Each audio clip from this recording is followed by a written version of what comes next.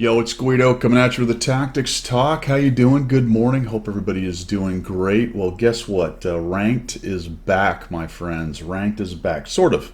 Season X. You might think it's Season 10, but apparently it's Season X. That's a Roman 10, I know, but there you have it. This is kind of a test case in between last season and the one that's coming up. They've shortened it. Now, I don't know if that's harbinger of things to come, meaning that it will always be 2 weeks, or maybe they just wanted this test to be short. The big deal, though, is it's gone from 15v15 to 10v10. I like it. I wish it was 7v7, but I'll take the 10v10.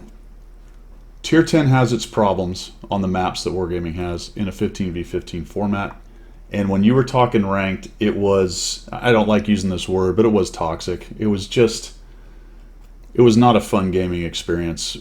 Attempting to ratchet up the competition and the consequence because you're looking to get some pretty good tanks and some bonds and all kinds of good stuff out of it.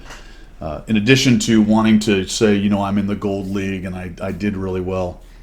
Ratcheting that up and then keeping the 15v15 phone booth fight that Tier 10 has become in pubs was just a bad combination. Now, we've had these kind of brawl modes at 7v7 that have been really well regarded by the community, really well received by the community, and I love them. I think they're fantastic at Tier 10, and I think really any tier would be a lot of fun, 7v7 for events and things, but we're talking about ranked, and that's Tier 10. So what they decided to do is they didn't go fully down to 7v7, they went to 10v10. I don't quite understand that, but I will say the 10v10 is a lot better. All right, so let's take a look. We got about 2 weeks. Today, you're seeing this will be a Wednesday, so we've been into it for a couple days. It's not too late to get started. If you haven't tried it, if you've avoided ranked because the 15v15 format or the ranked format was really irritating to you, give this one a try. Couple bummers about it is gated in time. It's only at night. This is a problem for me because I don't play World of Tanks a lot at night. I'm going to try to for the next 2 weeks and see how far I can get. I'd really like to get to Division 2. And we'll talk about what you can get, but I'd like to unlock the ability to buy the Cannon Panzer 50T, which is the Tier 9 reward German medium tank. We'll talk about what you can do as far as rewards and such in this kind of one-off ranked in just a moment, but that's kind of my goal. We'll see how it goes. So that is a bit of a bummer. Let's jump into Chrome here. You go to the website, you'll see that Ranked Battle Season 10 is one of the articles. You're going to click on that, and you'll get the details. So let's go through this really quickly. It started on Monday. It is time gated, so Central Time, it's 1800 to 0200 Central Time in the morning, and that is for weekends, and then 0100 for weekdays. I don't know. I don't know. Whatever. They added an hour on the weekend. I don't get it. What's the point? Leave it to 2 on the weekdays. I can't figure that one out. That one makes no sense to me. Also, the season began at 1300, but you couldn't play a game until 1800. I don't even know why the 2 times are there. It doesn't matter at this point because it started, so what you're looking for is that time gate. We'll look at in the game how you figure that out as well. And it ends on the 12th of July at 0600 or 0800 Central. Realize that you will not have been able to play for the last 6 hours by the time it ends. So there you go. What has changed? Like I said, it's gone from 15v15 down to 10v10. They've said gives teams more room to maneuver, reduce battle density, increase the value of teamwork. I think those are all true, actually. Hey, I agree with some tactical stuff that Wargaming has put in an article. That's why it went down to 10v10. It's just more fun. There's more room. You're not in such a phone booth. You don't have vision saturation as bad anyway. Your scouts have some room to move. Your mediums have some room to move around. But it does increase the value of teamwork, and I'm going to show you a replay on why I like this. But, folks, you got to stick together, man. It's a big, wide, dark world out there. Don't wander off alone like you might do on a pub match. Because in a pub match, you might be wandering off alone, but there's probably 2 or 3 people with you or nearby. You can really get onto a flank alone. Not as bad as a 7v7, but even in 10v10, if you wander off alone and a couple tanks find you, it is not going to be a good day. All right, so you do want to stick together. It's going to run for 2 weeks, as I said. Good news, fantastic. Wargaming has listened, and much like their other modes, Steel Hunter, you can get Battle Pass points while you're playing ranked, which means that you're not going to waste your time playing ranked. You're not going to waste your time playing ranked in regards to getting Battle Pass points, which is awesome. Okay, progression system. First thing you're going to do is you're going to play 20 battles, and that is going to be your qualifying round. I'll show you how I did in that.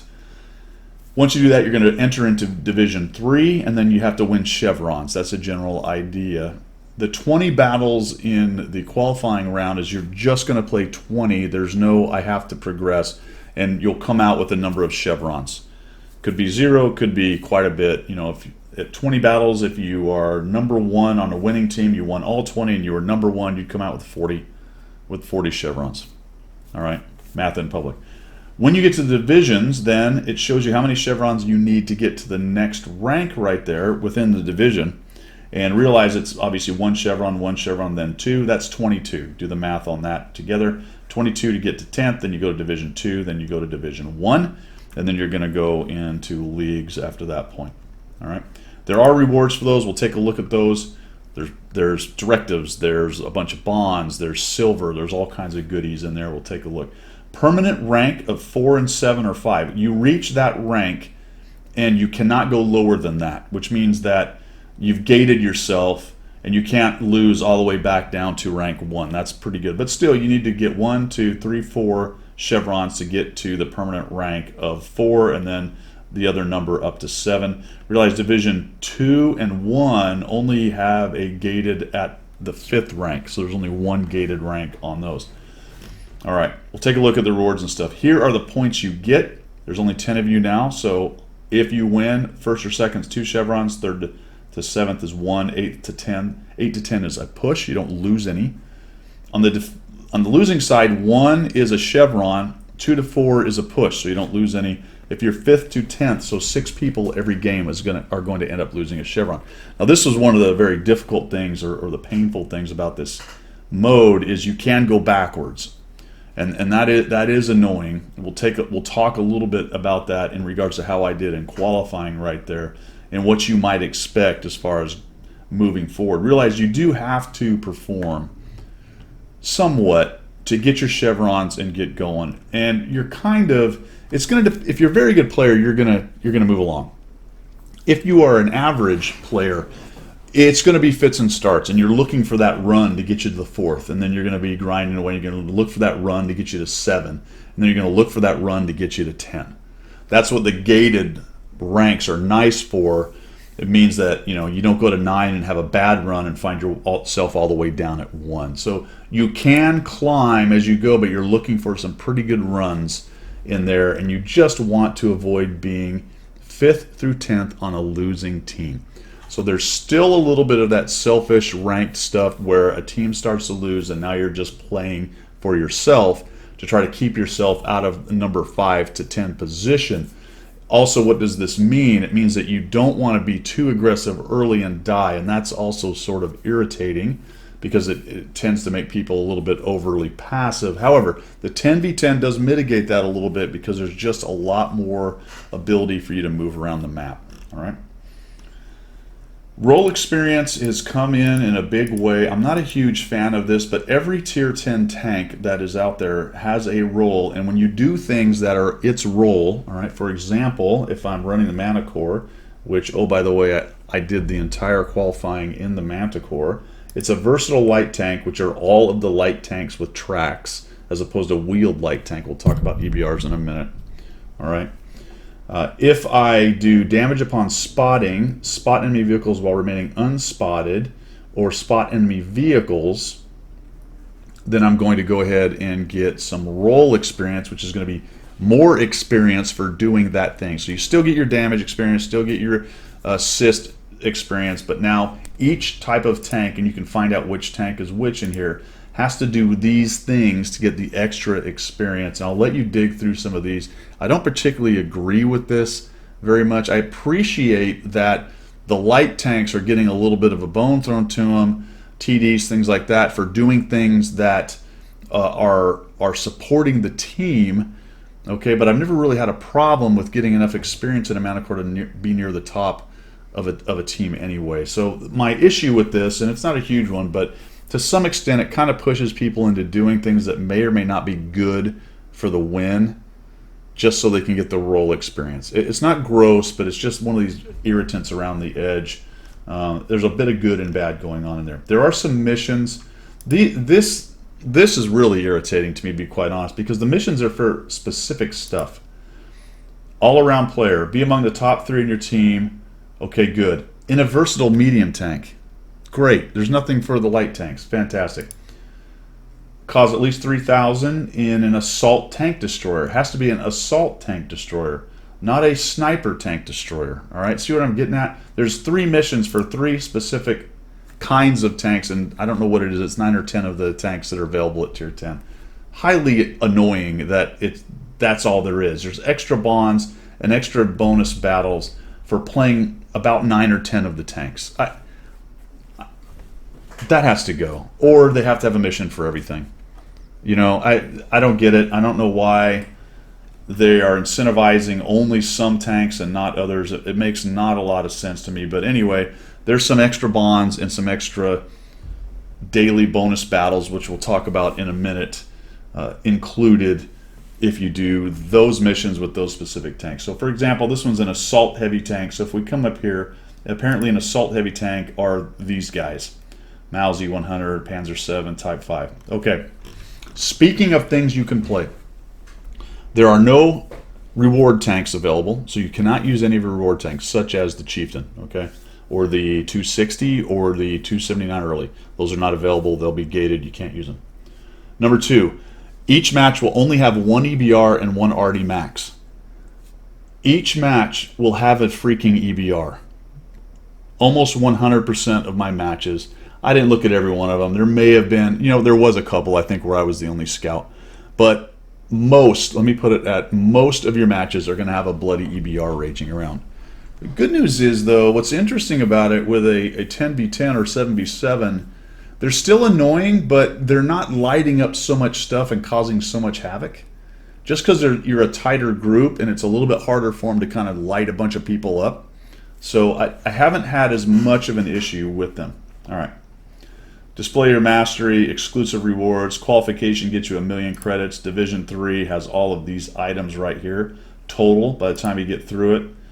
Division 2, all of these items total. So 2,000 bonds, 1,600 bonds, 2,500 bonds, and then you get to the leagues and you get some equipment, some boosters, and some other things. These are the tanks I talked about that are available. What you're going to be able to do is unlock the ability to buy them for bonds. You will not get any discounts this truncated small test season, but whatever discount you got from last season will still be available. I don't have one, so I'm going to end up paying the full price, but I'm really looking for the Kampfpanzer 50T at 20,000 bonds. You can see I've got my 21,000. I'm ready to roll. And then they're looking for feedback. All right, let's jump really quickly into the UI, show you how that works. This is the new way to go to different kinds of battle modes now. This is with the new UI. Ranked battles is what you're looking for. You're going to click on that. You can see that ceasefire in effect, battles available in 2 hours. It's now 3:15. That's closer to 3 hours, but that's how they round. Okay, so that's how they round. All right.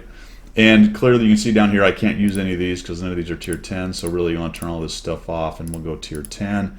Let's take a look. Not suitable, right? That's a reward or a premium tank T22. Object 260, not suitable, can't use, all right? But the rest of the tanks you can use. Now what I like about that is, and also what I like about the 10v10 is that everything is viable.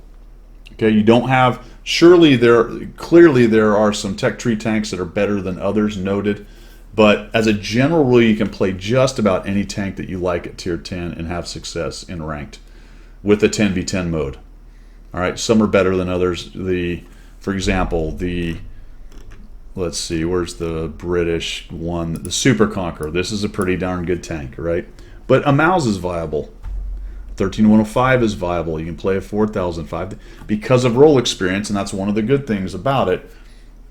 You can play just about any tank, and rest assured, if you're decent in that tank, you're going to have some good success. If you want to maximize your possibilities, then go with the meta tanks, the good tanks. But I have enjoyed that I have been able to play Monty the Manticore with Chuck Norris as the commander quite well in this, at least in qualifying. We'll see how we go further. I'll update you on that later, but there you go. All right, so you click on this and you're going to find out that where you are. Qualification, 20 of 20 battles I finished. I got 13 chevrons, so 75% performance in qualification. I'm not setting any records with that, but that was all battles in the Manticore. Okay, so I got 13 chevrons out of 20 battles. I would have had a few less. The good news is that in the first few battles, I actually lost chevrons. Like I want to say in the 2 of the first 3 battles, I lost chevrons, but since I didn't have any, it didn't matter. I just didn't end up getting chevrons. And by the time I finished, I got 13 chevrons. I think I was number 1 on a losing team once. I had a couple pushes. Obviously, I lost some chevrons along the way, or just didn't get any because otherwise I'd have 20 chevrons if I got 1 per game. That being said, in 20 battles, I got 13 chevrons. That's a decent score. Not amazing, but decent. And I think I won quite a few more than I lost overall. What that means is if you extrapolate that into 3rd division, and in theory the competition should get harder as you go higher up here. If you extrapolate that out, I get 13 chevrons in 20 battles, and I need 22 to get through this division. That's probably 30 or 40 battles at my performance level, provided I continue to do that well. Interesting. Except that there's a slight wild card down here, bonus battles, which I have 9 of, and you earn those while you're going through qualification as well, plus the missions where you can get some more bonus battles. All right. What that is if you get a chevron, it will double the chevrons for that tank for that battle. And as I recall, and I can't actually find it, but I think it only happens once per tank, which means that you have to go to a different tank once you've tripped your bonus battle. So that's going to put a bit of a crimp in doing everything for me in the Manticore, because you're going to want to move around in tanks and get as many of those bonus battles as you can. The beauty there is if you hit number 1, that's 4 chevrons. And that's fantastic. That's a big jump. 4 is great. Even if you just get 1 chevron, it doubles it to 2, which is like being number 1 or 2. So it's really good. That's a great addition right there. And that will help you move through the ranks. I remember I talked about earlier, we talked about how you can get through the ranks a little bit faster than you might think. So for me, I'm thinking 30, somewhere between 30 and 40 battles, depending on how well the doubles go.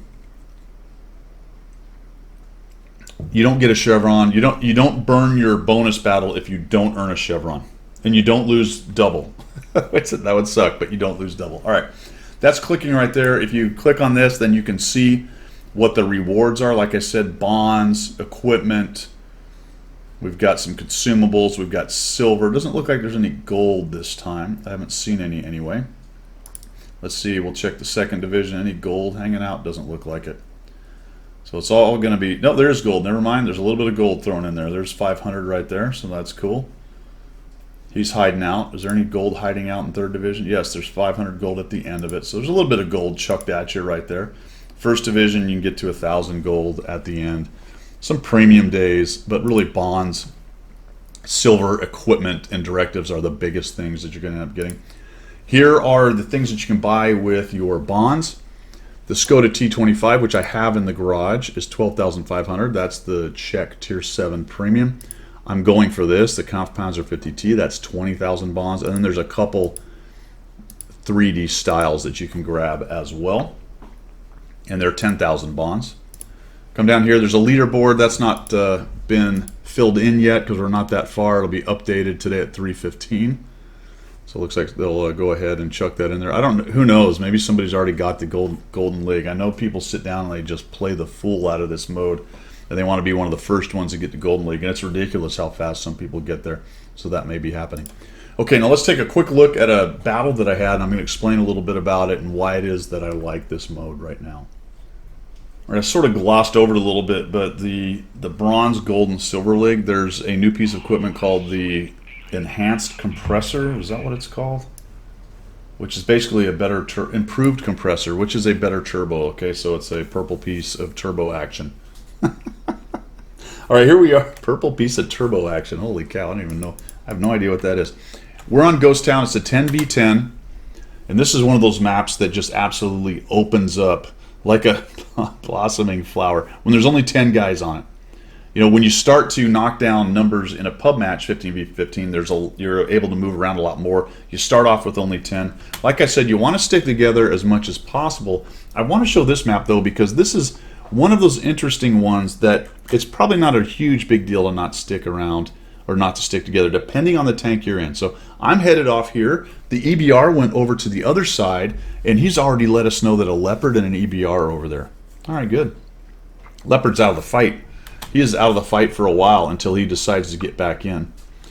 We have a clump of heavies going to the town. Now, these are more snipers than I would necessarily like. It's a bummer the Centurion AX is all the way up there. This is something you're going to see in ranked. You're going to have people sitting back like this, even though it'd be really good to have a blob moving in and just overcome whatever shows up in the city, or potentially to follow me up and just overcome whatever is out here in the field. You're going to have to deal with the sniperinos sitting in the back, just trying to make sure that they don't get last, right, or in the bottom of the rolls. They want to make sure they farm enough damage. Just happens. Good news is they've got some pretty good guns at tier 10, so whatever I light up here, potentially, they're going to end up seeing. Now, I want to show you, there's a little icon that comes up, and will show you when you have achieved role experience.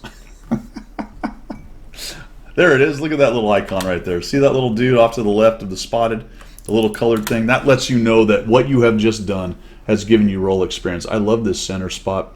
It seems to work pretty well early in ranked on Ghost Town until people start figuring it out. After a couple times of getting nuked, like these dudes are about to, what you're probably going to find out is somebody is going to roll through the middle and attempt to take out the sneaky light tanks like me that are in this spot. So I like this spot. I'm going to go here. But as ranked went on last time, I started getting Brawl went on last time in the 7v7. I started getting pushed in this area because people were figuring it out as they got absolutely waxed. Let's go to colorblind mode. I apologize for that for my colorblind friends. Back to the Poiples, and we'll go ahead and get this going as well over here. There we go. So we've got 438. That's some extra roll experience. So I'm going to get some experience, obviously, from the spotting as you would normally. Let's see if I might shoot this guy. Took a bit of a chance there, but let's just see what happens. Worked out for me.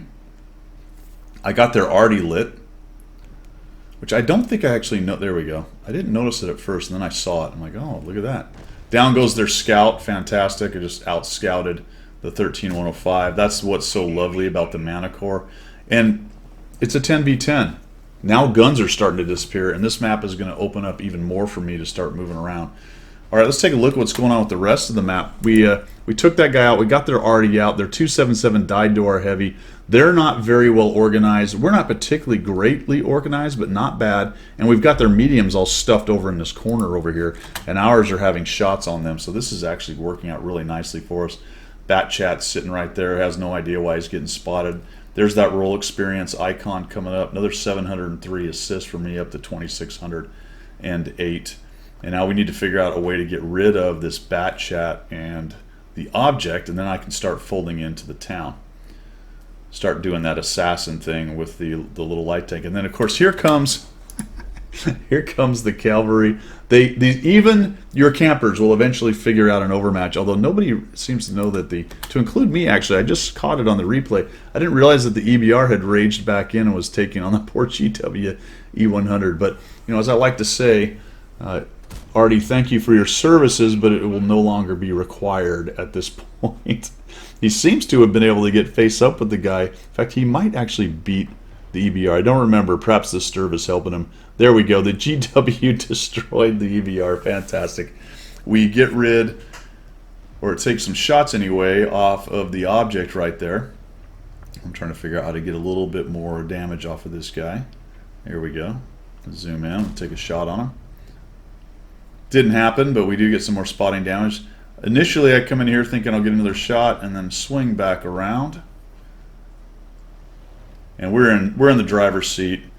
At this point in these games, I would recommend, because you are looking to get as much damage and experience as possible, I would just put the pedal down and attempt to get as much damage as you can in amongst these games when you're doing something like this. I get a kill on him, which helps out. Gets me over 1,000 with 2,700 spotting. IS-7 comes in. I don't even care if the IS-7 hits me. It just doesn't matter. We're going to win. He's not going to reload in time, and I'm going to get another shot on him. We'll kill him off. And I went the wrong way. I didn't realize a leopard had actually finally pushed into town. I should have backed. If I wouldn't have gone forward and just backed up, I would have got another shot in there. Yeah, so I'm spinning around, and that cost me one more shot on this guy, and he gets absolutely nuked. So it's a Romple Stomp. I got it. This Romple Stomps will happen in ranked, just like they happen everywhere else. Maybe occasionally even worse in this mode, because once you take out 2 or 3 tanks, the snowball is going to happen even faster on a 10v10. But the game is more open. It flows better. It's more interesting. There's only one arty, so you're not going to get bombarded by arty. There's only one EBR, so you're not going to have, you know, EBR spam screaming around. And I don't know, it's a great mode, man. It's a great mode. So I highly recommend the 10v10. My only complaint is I'm not a big fan of the role experience and the whole ranked thing, but I like 10v10 enough that I'm going to go ahead and keep on playing it. I'll give you an update, see how that goes. I'm primarily going to try to use the Mana Core, but because of the double bonus battle thing, I'm going to end up playing other tanks too, which doesn't bother me because they're all viable, which is nice. So bravo to Wargaming. I wish it was a 7v7. I'll take the 10v10. I wish you guys luck in rank. Give it a try. Do the 20 qualification battles and just see what you think at the end of it. And then let me know. All right, guys. That's all I've got. Thanks for tuning in. We will see you. Good luck out there.